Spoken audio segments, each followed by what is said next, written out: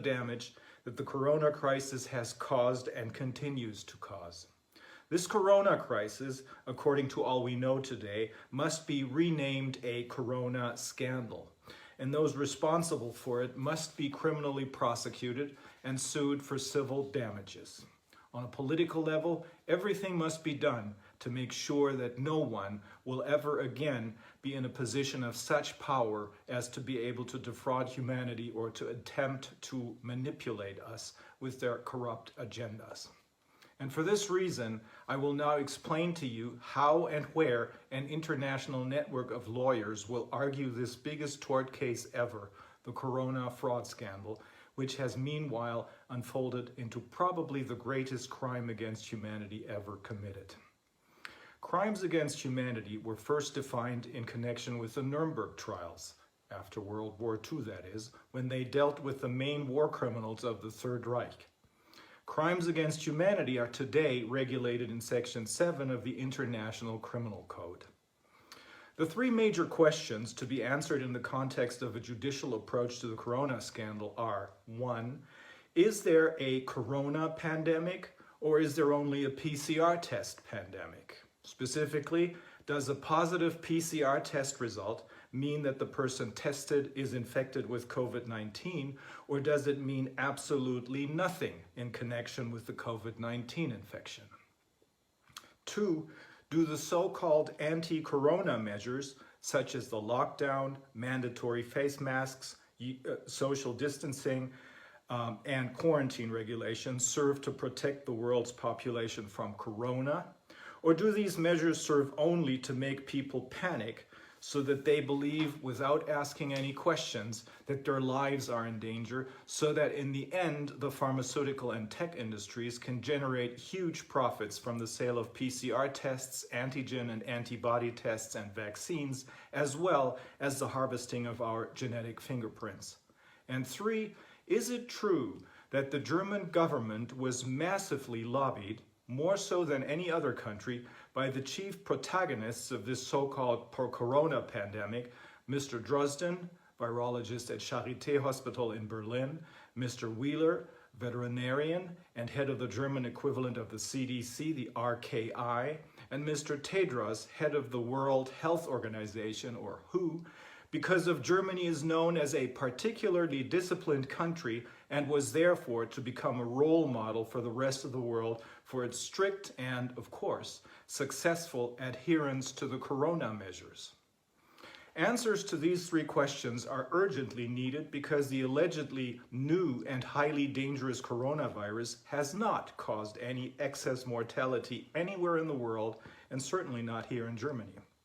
But the anti-corona measures, whose only basis are the PCR test results, which are in turn all based on the German Drosten test, have, in the meantime, caused the loss of innumerable human lives and have destroyed the economic existence of countless companies and individuals worldwide.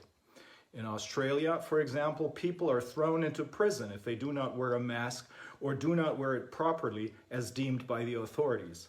In the Philippines, people who do not wear a mask or do not wear it properly in this sense are getting shot in the head. Let me first give you a summary of the facts that they present as they present themselves today. The most important thing in a lawsuit is to establish the facts, that is, to find out what actually happened. That is because the application of the law always depends on the facts at issue. If I want to prosecute someone for fraud, I cannot do that by presenting the facts of a car accident. So what happened here regarding the alleged corona pandemic? The facts laid out below are to a large extent the result of the work of the Corona Investigative Committee. This committee was founded on July 10th by 4 lawyers in order to determine, through hearing expert testimony of international scientists and other experts, 1. How dangerous is the virus really? 2. What is the significance of a positive PCR test? 3. What collateral damage has been caused by the corona measures, both with respect to the world's population's health and with respect to the world's economy? Let me start with a little bit of background information. What happened in May 2019 and then in early 2020, and what happened 12 years earlier with the swine flu, which many of you may have forgotten about?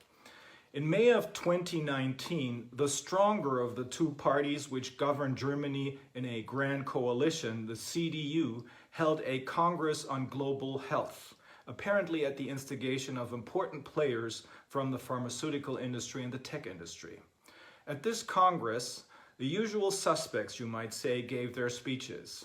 Angela Merkel was there and the German Secretary of Health, Jens Spahn. But some other people whom one would not necessarily expect to be present at such a gathering were also there. Professor Drosten, virologist from the Charité Hospital in Berlin, Professor Wheeler, veterinarian and head of the RKI, the German equivalent of the CDC, as well as Mr. Tedros, philosopher and head of the World Health Organization, WHO. They all gave speeches there. Also present and giving speeches were the chief lobbyists of the world's two largest health funds, namely the Bill and Melinda Gates Foundation and the Wellcome Trust.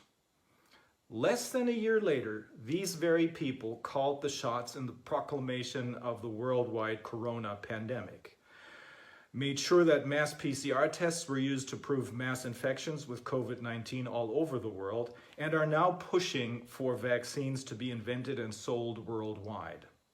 These infections, or rather the positive test results that the PCR tests delivered, in turn became the justification for worldwide lockdowns, social distancing, and mandatory face masks. It is important to note at this point that the definition of a pandemic was changed 12 years earlier. Until then, a pandemic was considered to be a disease that spread worldwide and which led to many serious illnesses and deaths. Suddenly, and for reasons never explained, it was supposed to be a worldwide disease only. Many serious illnesses and many deaths were not required anymore to announce a pandemic. Due to this change, the WHO, which is closely intertwined with the global pharmaceutical industry, was able to declare the swine flu pandemic in 2009, with the result that vaccines were produced and sold worldwide on the basis of contracts that have been kept secret until today. These vaccines proved to be completely unnecessary because the swine flu eventually turned out to be a mild flu and never became the horrific plague that the pharmaceutical industry and its affiliated universities kept announcing it would turn into, with millions of deaths certain to happen if people didn't get vaccinated. These vaccines also led to serious health problems. About 700 children in Europe fell incurably ill with narcolepsy and are now forever severely disabled. The vaccines bought with millions of taxpayers' money had to be destroyed with even more taxpayers' money. Already then, during the swine flu, the German virologist Drosten was one of those who stirred up panic in the population, repeating over